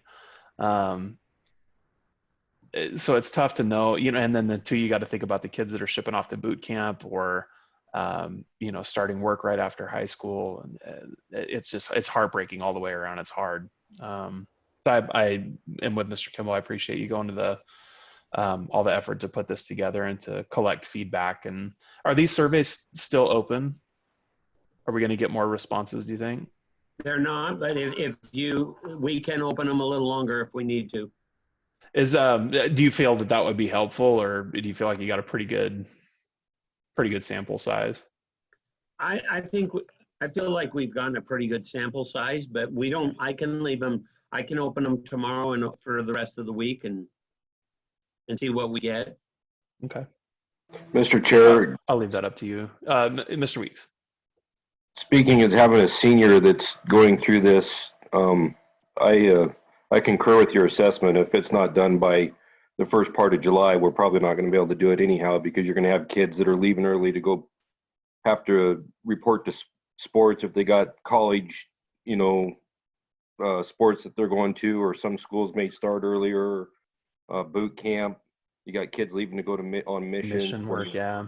There's all sorts of instances that if we don't get it done by the first part of July, that it's probably not going to get done. Yeah. Mr. Chair, I would like to comment kind of on Mr. Weeks's deal. You know, as a parent, Mr. Weeks, I'm sure your child may not feel the same, but I'm sure there's a lot of parents that would be heartbroken if they couldn't watch their kid that they forced through school for the last 12 years to watch them walk the line. Well, So- I'm not going to lie to you. It's not been easy for me. So I'd like to see us, I mean, everything we could do in our power to have some sort of a ceremony would be ideal, whether it's visual or whatever, or whatever we can do for parents, kids, everything. I was glad to see it on the survey because it was something my wife suggested to me the other day, having like a graduation parade almost where kids drive through and we can hand them their diploma. But it would be awesome if we could shut down Washington or shut down Main Street and have the whole town, park on the road and kids could drive through and get their diploma and we could honk and go crazy. I was at the deal Friday night, the Be the Light event at the high school, and it was awesome. It was really, really impactful. And it would be better than not doing something for these kids. But I suppose that's probably something we'll have to make a decision on fairly quickly. Our next board meeting's the May board meeting, so I would assume that's got to be an action item on the next meeting. Mhm. Okay. As soon as we know, what the governor's going to do, and if there's if he changes the order, I think we probably should have the sooner we can come up with a decision, the better, just because it gives parents a chance to plan. Yeah. And the issue you run into, if you keep it the same date and parents are allowed to attend, that's great. But what about the ones that are wanting to fly in from a different state? Right. Or drive in. And so we just gotta, Mr. Carter's done a great job of putting this all together. He's been thinking about this, even before I asked him to get the survey out, he's been talking about this. So. Yeah. Well, thank you, Mr. Carter. Appreciate it. Any other thoughts before we move on? And if anybody hears any great suggestions, please send them to us. We're open to looking at anything. Mr. Chair, I know they're doing that highway project in downtown. It starts mid-April and runs through early summer, according to the website. I don't know that we'll have access to drive downtown unless we work some kind of deal out. Yeah, that's a good point. But Mr. Carter, we can all use an alternative thoroughfare, obviously, but. Yeah. The guy that's building the project lives here in Emmett, and his wife's a teacher, so we've got some pull. Good to know. Mr. Chair. Yes, sir. Mr. Carter, I just want to tell you thank you. I think you've come up with some good ideas. I think you've put some good ideas out there. I think the community has. I'm sure something will come up. I think we'll definitely be able to do something for them. It just might not be all that we wanted. Right. We're going to have something. I know that. Some type of a ceremony. We will figure something out. So. And for our Black everyone. Canyon kids too. Right. Yep. Yes. Awesome. Our Black Canyon kids. Yeah. All right. Thanks, everybody. Next item on the agenda. This is the fun part of the evening. Let's hear the bad news, Craig. Well, there's not a lot of new bad news. The governor came out with the governor's task force has been talking about a 1% holdback in this year's budget. So that would be for this fiscal year 2020. That 1% is going to come out of the May 15th payment. But from Tim Hill from the State Department, who is our finance guru, they're not even sure what that holdback is going to truly look like. The thing that's being discussed right now is our discretionary dollars are going to be reduced from just over 28,000 down to 27.2, which for the Emmett School District means we're looking at about $150,000 reduction in our payment in May 15th. The concern with that is we only had a $500,000 carryover to begin with. And the district didn't take into account having 2 superintendents on the books this year. So with that and some other cost overruns that are coming up, we're going to be pretty tight as we finish this fiscal year. I did freeze all spending April 1st. I sent out an email that went out to all of our board members, our directors, and our administrators, telling them that it needs to be essential before we're going to purchase it, and just needs approval. Contracts like the track will still be on board, and the contracts for the Butte View complex window or doors will be on board as well. But that's where we're at. Cheryl and I listened to that. We should know what that's going to look like by Wednesday with the governor. We're just waiting for the actual clear up of what that 1% holdback is going to be. Great, thank you, Mr. Woods. Any questions or discussion?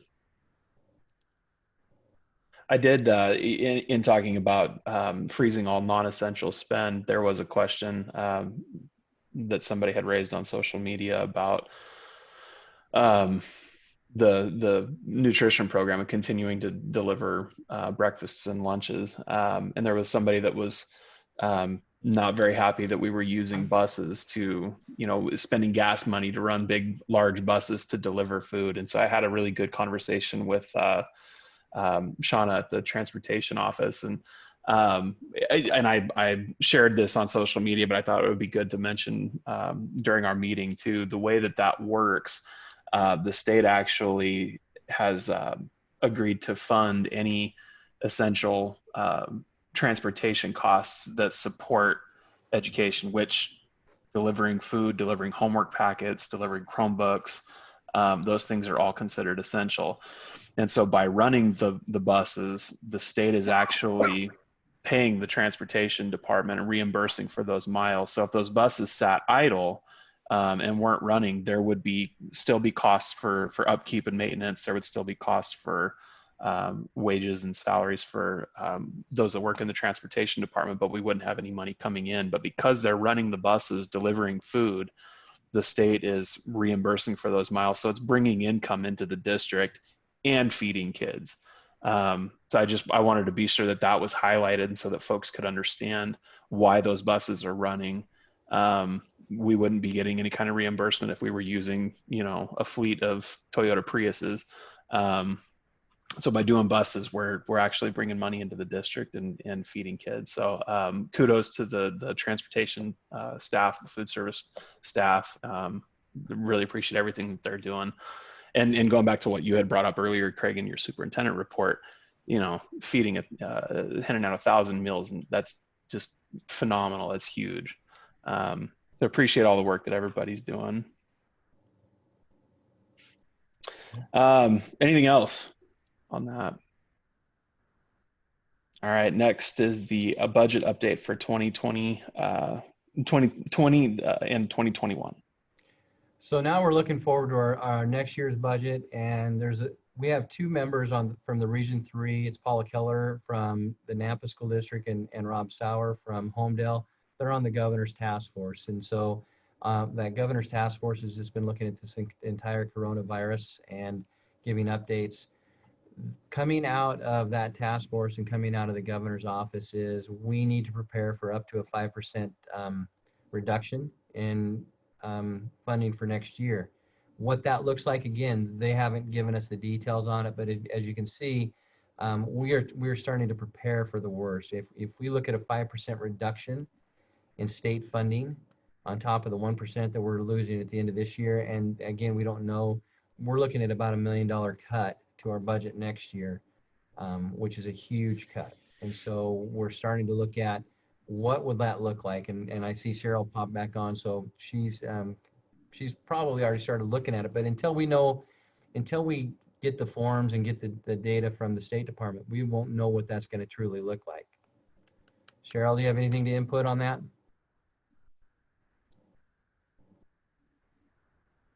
I don't. I've heard everything the same as you, and I'm hoping that we hear something this week so we can start planning. Yep. All right. Well, Mr. Woods, it's not going to be just doom and gloom for us. That'll be doom and gloom for about every school district in the state of Idaho if they do that. It'll be very similar to what happened in 2008. I think 2008, most of the districts lost about 8% total. So this is fairly close to what that the 2008 cut was, or could be. Again, we don't know yet. So.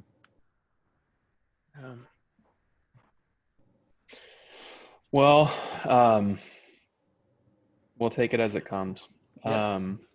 That's all you can do. I appreciate the heads up though. I think it's important to start planning. And I see in your notes that you'll be working with the building administrators and the GCEA in developing a prioritized list of ways to come up with that reduction. So I appreciate you putting a team together behind that. I think that'll go a long way. Any questions or discussion on that? All right. Now for the good news. Good news. So here at the district office, we have just been focused on business. It's been business, business, business. And so, we're trying to figure out some district highlights. So I got some over here in just a second. I'll get those highlights.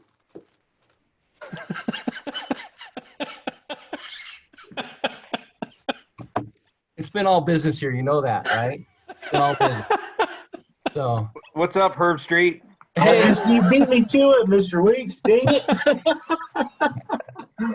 I thought you would like that one. So actually, oh my gosh, put this together. So there's a nice little updates to some of the things we've done here in the district in the last 35 days. We've served lunch 16 days. There's our superhero ladies that have done an amazing job. They worked all the way through spring break. Here's our ladies and gentlemen, and ladies being very, very cautious. This was taken today, our first day out with the buses. This is one of our staff meetings with just our admin team. We were looking at what it says, and it says Huskies together. And so, and then some of our distance learning and keeping the social distance. Another picture out there at Kenneth Carberry. Handing out Chromebooks to our middle school students. Last Friday, some of you attended the Be the Light honoring our seniors and enjoyed that. Here's some pictures from there. So just some of the good things that are happening in our community, in our schools and our community. So, I'm proud to be here. I'm glad I've got the opportunity to be a part of it. So, and I want to thank Angie for putting this together. Yes, thank you, Angie. That's awesome. Mr. Woods, on the light the night or whatever the high school deal where everybody came and honked their horns.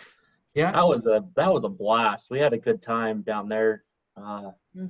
Everybody honking the horn and seeing people, and it was a great turnout, and it was a good time. Good. I don't even know how many cars there was, and it's probably because they drove through multiple times. There was a little mini parade going on, but 100 cars easy. Yeah, and it was impressive. It was really, really neat. I think it's safe to say we ought to take up a donation for one student who was doing burnouts and probably doesn't have any tread left on their tires. I couldn't tell if that was tires or clutch. It's funny because I got in trouble pulling out of the high school parking lot when I was in high school, roasting the tires on my little 1990 GMC Sonoma short bed pickup. So it brought back a lot of fond memories seeing these kids goofing off. I'm glad nobody rear-ended anybody else. Yeah, it was awesome. It was awesome. Thank you, Angie. Appreciate you putting that together. Thanks for the good news. Yeah, good stuff. All right. We don't have anything under policy, correct? Nope. Okay. Any board member input for future agenda items?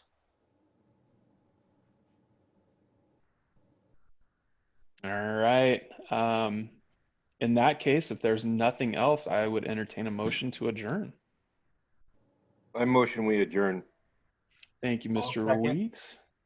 I'm sorry, who seconded? Was that Kimball? Yep. All right, Mr. Kimball, thank you. Any discussion before we close? Thank you, everyone. Yeah, thank you, everybody. Appreciate it. And I know there was some technical difficulties at the start, but I appreciate everybody's flexibility and adaptability and being able to switch gears and pull this off. It went well, and it's obviously nice to do a board meeting in your board shorts. So, hey, Mr. Chair. Yes, sir. Hey, Cheryl, get out your big get out your big paddle. Stay on top of the waves. Yeah. Very good. Well, if there is nothing else, then all those in favor of adjourning say aye. Aye. Aye. Aye. Any opposed? All right. Thank you guys all very much. Appreciate your time. Have a wonderful evening, and we'll talk to you all soon. Thank you. Thank you, All right. board. Thank you. Chairman Haas, are you going to stay on for a few moments? Yes, ma'am, I will. Okay, thank you. Thank you. Thank you.